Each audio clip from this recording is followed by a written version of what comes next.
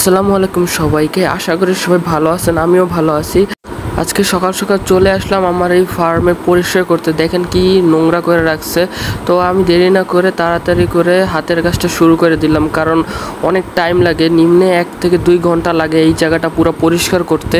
তো প্রতিদিনই এখানে পরিষ্কার করতে হয়, যদি পরিষ্কার না করি পুরো নোংরা আর বাজে গন্ধ হয়, তাই প্রতিদিন ভালো করে পরিষ্কার ধুয়ে মুছে রাখতে হয় ওদেরকে। তো আলহামদুলিল্লাহ পুরো 1 ঘন্টা পর আমি এই জায়গাটা পুরো সুন্দর করে পরিষ্কার করলাম। এখন ওদেরকে আমি খাবার দিব, আর আমার এই লাভবার্ড পেয়ারটা ইনশাল্লাহ খুব তাড়াতাড়ি বেবি দিবে।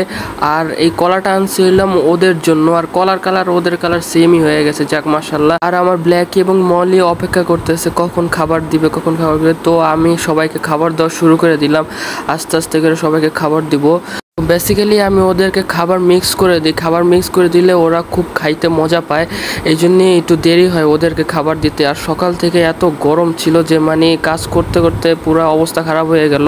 তো তাও কি করব, ওদের জন্যই তো করতেছি। ওদেরকে যদি আমি ভালো মতো খাবার দিই তাহলে ওরাও আমাকে ভালো মতো ওদের ডিম বাচ্চা দিবে। আর আমি পানিও দেওয়া হয়ে গেছে আমার, যাক আলহামদুলিল্লাহ মোটামুটি সব কাজই শেষ।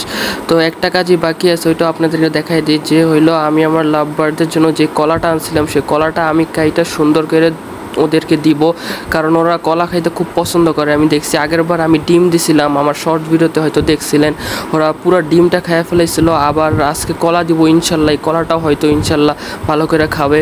এই যে আমি ওদের জন্য কলা রেডি করে ফেলছি, কলাটা এখন দিব। তো কলাটাও দিয়ে দিছি, ওরা নিজেদের মতো খেয়ে নিবে ইনশাল্লাহ।